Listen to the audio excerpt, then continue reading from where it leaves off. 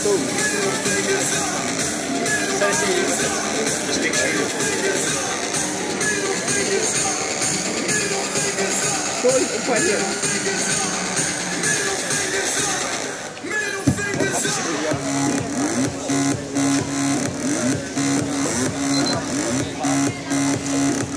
Wala mo na kung walang pictures ha. Hindi naka-pose. Naka-pose na para mas maganda.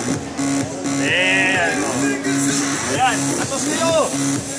Para makakuha kayo ng wider shot. Okay guys.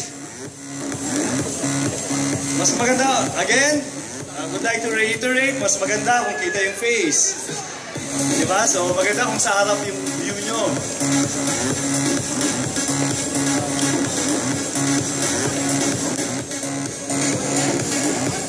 Guys, maganda sa harap para kita yung yung ears.